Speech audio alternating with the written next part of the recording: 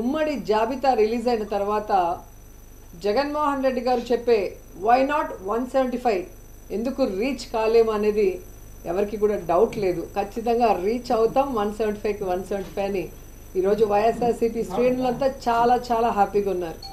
ఎప్పుడైనా ఒక పార్టీ జాబితా రిలీజ్ అయినప్పుడు ఆ పార్టీలో ఉన్న కార్యకర్తలు నాయకులు సంబరాలు చేసుకుంటారు. అదేంటో కానీ టీడీపీ జనసేన జాబితా విడుదల చేసిన తర్వాత టీడీపీ జనసేన కార్యకర్తలు నాయకులు ఏడుస్తుంటే వైఎస్ఆర్సీపీ కార్యకర్తలు నాయకులు డబుల్ హ్యాపీగా సంబరాలు చేసుకుంటున్నారు. ఎందుకంటే ఈరోజు ఆ జాబితా చూశాక పవన్ కళ్యాణ్ అసలు ఎందుకు పార్టీ పెట్టాడు అని మాకే కాదు, ఈరోజు జనసేన కార్యకర్తలు నాయకులకు కూడా అర్థం కావట్లేదు. ఎందుకంటే పవర్ షేరింగ్ అన్నాడు, సీట్ షేరింగ్ అన్నాడు, ఓట్ షేరింగ్ అన్నాడు, కానీ పావలా శాతం కూడా సీట్లు తెచ్చుకోలేకపోయాడు ఈ పీకే పవర్ స్టార్ అనేది. ఈరోజు ప్రజలు అంటున్నారు ఈయన పవర్ స్టార్ కాదు, పవర్ లేని స్టార్ అని. ఎందుకంటే ఈ మధ్యలోనే 2019లో అనుకుంటా ఒక మీటింగ్లో, పబ్లిక్ మీటింగ్లో అంటూ ఉండేవాడు పవన్ కళ్యాణ్, జనసేన అంటే కుక్క బిస్కెట్లు వేస్తే తోకూపుకుంటూ మన వెనక తిరుగుతారు, వీళ్ళకి 10-15 సీట్లు ఎక్కువ అని తెలుగుదేశం వాళ్ళు మన అవమానిస్తున్నారు, మన పార్టీ ప్రజల కోసం పుట్టిన పార్టీ, మనం ఎవరి బిస్కెట్లకి తల వంచం, మనమే వాళ్ళకి ఎన్ని కావాలో అన్ని ఇస్తామని చాలా పెద్ద పెద్ద మాటలు మాట్లాడారు. మరి ఈరోజు 24 సీట్లకి కుక్క బిస్కెట్లు వేస్తే తోకూపినట్టు ఎందుకు తోకూపుకుంటూ చంద్రబాబు నాయుడుతో ప్రెస్ మీట్ పెట్టారో పవన్ కళ్యాణ్ చెప్పాల్సిన అవసరం ఉంది. చాలా పెద్ద పెద్ద డైలాగులు కూడా చెప్పాడు. సముద్రం ఎవరి కాళ్ళు పట్టుకోదు, పర్వతం తల వంచదు అని. మరి ఏ ప్యాకేజీ కోసం 24 సీట్లకే చంద్రబాబు నాయుడు కాళ్ళు పట్టుకున్నాం, ఈరోజు చంద్రబాబు నాయుడు ఇచ్చిన ముష్టి 24 సీట్లకే ఎందుకు తల వంచావు పవన్ కళ్యాణ్ అని జనసేన కార్యకర్తలు నాయకులకి సమాధానం చెప్పాలి. నిజంగా ఎంత బాధాకరం అంటే, చెప్పుకోవడానికేమో గొప్పగా 40 years ఇండస్ట్రీ, నాకు విజన్ ఉంది, విస్తరాకుల కట్టుంది, నేను కేంద్రంలో చక్రం తిప్పానని చెప్పుకునే చంద్రబాబు నాయుడు ఒక సైడు, సినిమాల్లో పవర్ స్టార్ అని చెప్పుకుంటూ బయట పవర్ లేని స్టార్గా తిరుగుతూ మళ్ళీ బింకాలు పలికే పవన్ కళ్యాణ్ ఒకవైపు. వీళ్ళిద్దరికీ బాగా అర్థమైపోయింది, మనకి బలం లేదు, జగన్మోహన్ రెడ్డి గారిని మనం ఓడించే పరిస్థితి లేదు, కాబట్టి మనం ఎలాగైనా పొత్తు పెట్టుకొని జగనన్నని దించాలి అన్న ఆలోచనతోనే ఈ పొత్తుల కార్యక్రమానికి స్టార్ట్ చేశారు. కొద్దిసేపు బీజేపీ సంకనెక్కాలని చూస్తారు, బీజేపీ సంఖ ఎత్తించుకోపోతే కాంగ్రెస్ సంకనెక్కాలని చూస్తారు, ఆ కాంగ్రెస్ ఎక్కించుకోకపోతే పిల్ల పార్టీలతో పోవాలని చూస్తారు. అంటే వాళ్ళల్లో వాళ్ళకి ఒక గందరగోళం, ఎవరితో పొత్తు పెట్టుకోవాలి, ఎలా వెళ్ళాలి, ఎవరు మనని పొత్తు పెట్టుకోవడానికి అవకాశం ఇస్తారో అర్థం కాకుండా గందరగోళం పరిస్థితిలో ఈరోజు 118 స్థానాలు అనౌన్స్ చేశారనేది మనం అర్థం చేసుకోవాలి.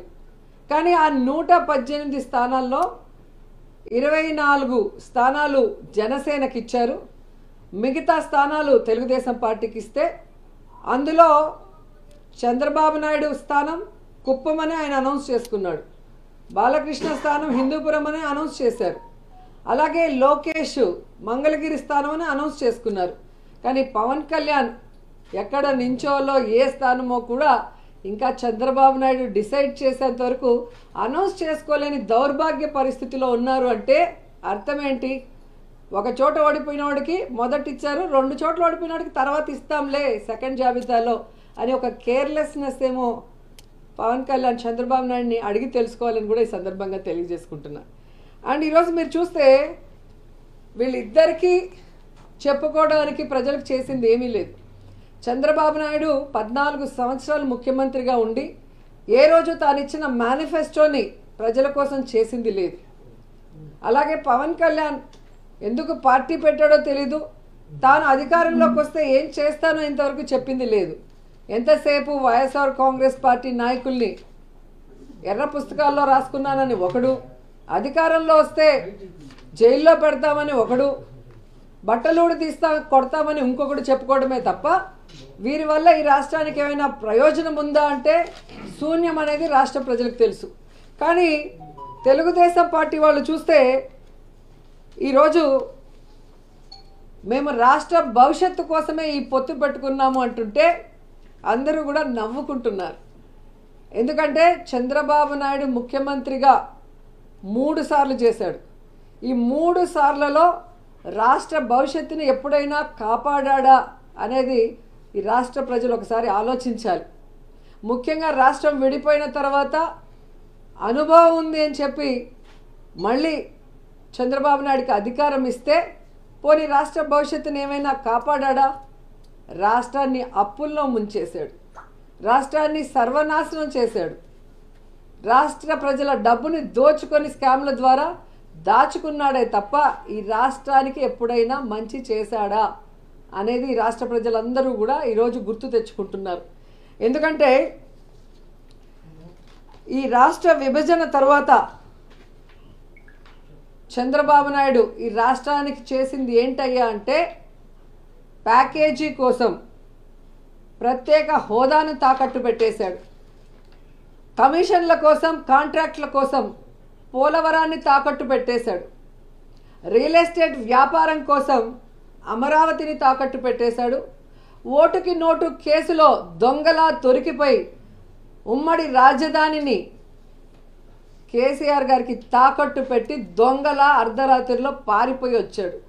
మరి ఈరోజు ఏమీ తెలియనట్టు లేదా ప్రజల అమాయకులు మర్చిపోయి ఉంటారు అనుకున్నాడో ఏమో కానీ రాష్ట్ర భవిష్యత్తు కోసం మేము పొత్తు పెట్టుకున్నామంటుంటే ఈ ఆంధ్రప్రదేశ్ 2 ముక్కలు అవ్వటానికి, ఈ ఆంధ్రప్రదేశ్ అప్పుల్లో కూరుకుపోవడానికి, ఈ ఆంధ్రప్రదేశ్ని నాశనం చేసింది చంద్రబాబు నాయుడు, పవన్ కళ్యాణ్ అన్నది 5 కోట్ల మంది ప్రజలకి బాగా గుర్తుంది అన్న విషయం వీళ్ళు తెలుసుకోవాలి. అండ్ ఈరోజు మీరు చూస్తే ముఖ్యంగా కాపు సోదరులందరూ కూడా మేల్కొన్నారని నాకు అనిపిస్తుంది.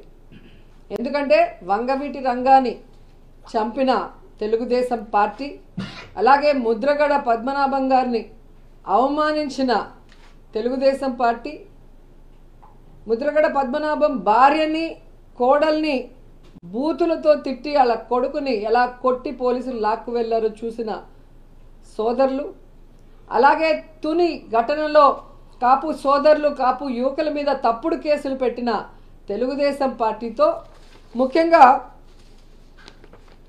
ఈ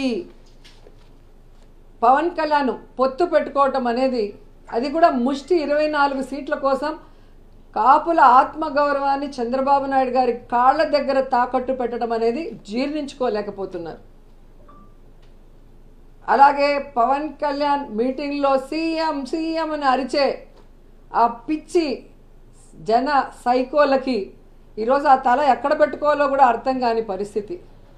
ఎందుకంటే పవన్ కళ్యాణ్ అనేవాడు ఎప్పుడూ కూడా పొలిటికల్ లీడర్గా పనికిరాడు, అతనికి రాష్ట్రం మీద అవగాహన లేదు, ప్రజల మీద ప్రేమ లేదు, పార్టీ కార్యకర్తలు నాయకుల మీద గౌరవం లేదు అన్న విషయం నేను అనేక సందర్భాల్లో చెప్పాను.